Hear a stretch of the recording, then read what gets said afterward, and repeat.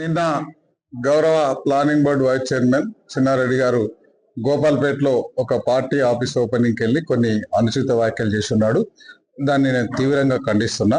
ఎందుకంటే మొట్టమొదటి తప్పు, ఆయన 2 years నుంచి ఆ బీఆర్ఎస్ పార్టీ వాళ్లకు వీళ్లకు వేరే రకంగా సాయం చేస్తున్నాడని ప్లానింగ్ బోర్డు చైర్మన్ మన ఇచ్చినప్పుడు దాని తర్వాత పార్టీలో క్రమశిక్షణ సంఘం చైర్మన్ ఉంటే ఆయన తప్పించున్నారు.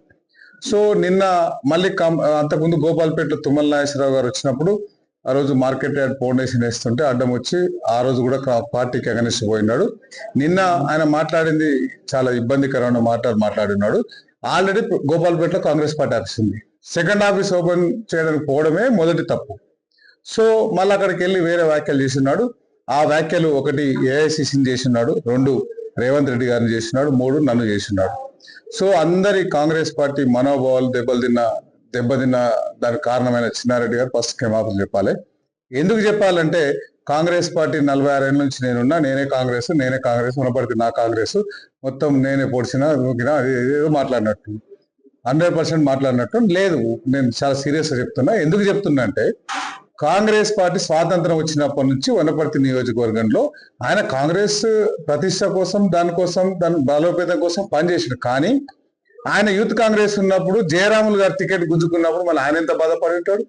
సో 32 ఏళ్ళు ఆయన రాకముందే కాంగ్రెస్ పార్టీ ఎమ్మెల్యేలు ఉన్నారు. దాని తర్వాత 17 ఏళ్ళు టీడీపీ ఉంది. దాని తర్వాత 5 ఏళ్ళు బీఆర్ఎస్ ఉంది. మళ్ళీ ఇప్పుడు కాంగ్రెస్ ఉంది. సో 20 ఏళ్ళే కదా మొత్తం 80 ఏళ్ళల్లా.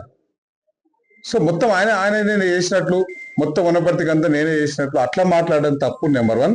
నెంబర్ 2, ఏఐసిసి అంటే ఆయనకు బీఫామ్ ఇస్తే సోనియా గాంధీ గారు రేవంత్ రెడ్డి గారు ఆ రోజు పిసిసి అధ్యక్షులు ఉండి అక్కడున్న ఏఐసిసి పరిశీలకులు ఇక్కడున్న పిసిసి పరిశీలకు పైసలు తీసుకొని బీఫామ్ మార్చింది అన్నాడు. దానికి నేనేం చెప్తున్నంటే ఆయనకు 8 సార్లు కాంగ్రెస్ పార్టీ బీఫామ్ ఇచ్చింది. ఎన్ని పైసలు ఇచ్చిండు ఏఐసిసికి, పిసిసికి? అది తప్పు కదా. కాంగ్రెస్ పార్టీ లైన్ లో ఉన్నాడు, కాంగ్రెస్ పార్టీ సీనియర్ కార్యకర్త అన్నట్టు ఆయన అధిష్టానాన్ని తప్పు పట్టే స్టేజ్కి, ముఖ్యమంత్రిని తప్పు పట్టే స్టేజ్కి ఆయన విషయానికి వస్తే అట్లా డబ్బులు ఆయనకి ఇస్తేనేమో డబ్బులు ఇవ్వకుండా ఇచ్చినట్లు, వేరే వాళ్ళకి ఇస్తే డబ్బులు ఇచ్చినట్లు దాన్ని మేము ఖండిస్తున్నాం. దాంతోపాటు ఈ 30 నెలల్లో ప్లానింగ్ బోర్డు ఆయనకు చైర్మన్ వచ్చిందంటే ఎట్లొచ్చింది? మాలాంటి 65 మంది ఎమ్మెల్యేలు గెలిస్తే ముఖ్యమంత్రి అయితే ఆయన గౌరవించుకొని ప్లానింగ్ బోర్డు వైస్ చైర్మన్ ఇచ్చి క్యాబినెట్కి పోయేదానికి ఇచ్చినాం. సో అది తెలియకుండా ఎవరికి పనిచేయాలి? ఆయన కోసం 40 ఏళ్ళు ఆయనతో పాటు ఉన్న సీనియర్లకు, కాంగ్రెస్ పార్టీ కార్యకర్తలు నేను ఎట్లా చేస్తున్నానో ఆయనతో 1 రూపాయి తెచ్చిండా, 1 వర్క్ అనేది తెచ్చిండా? ఆయన నమ్ముకున్న కార్యకర్తలకు బాగుపరచాలి కదా, ఏదో పోస్టులు ఇవ్వాలి కదా, ఏదో పనులు ఇవ్వాలి కదా.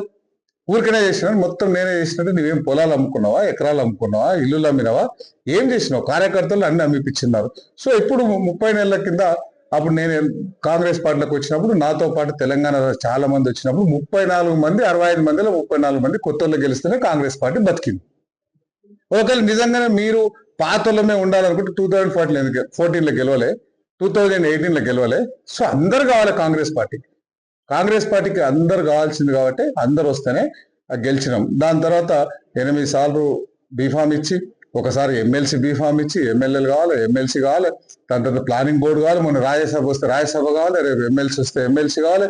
ఇంక ఇట్లనే మేము, మా కుటుంబం, మన ఫ్యామిలీ అట్లా మొత్తం కావాలనేది తప్పు. అదొకటి.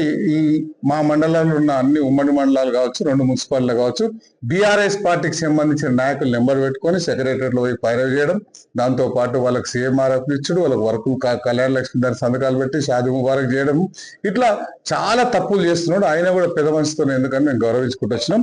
నిన్నటితోనే నాకు ఆ గౌరవం పోయింది. సో నేను ఇమీడియట్ గా మేము ఆ లెటర్స్, ఆయన చేసిన తప్పులు ఏమేమి మాట్లాడినో అన్ని రికార్డు చేసేసి డ్రాఫ్టింగ్ తయారు చేస్తున్నాం. మా పిసిసి అధ్యక్షుల వారికి, మహేష్ గారికి, మా పార్టీ ఇన్ఛార్జ్ మీనాక్షి నటరాజన్ గారికి, మా ముఖ్యమంత్రి రేవంత్ రెడ్డి గారికి, ఏఐసిసి పెద్దలకు కంప్లైంట్ ఇచ్చి కాంగ్రెస్ పార్టీ లైన్ దాటిన చిన్నారెడ్డి గారి మీద చర్యలు తీసుకోవాలని నేను డిమాండ్ చేస్తాను.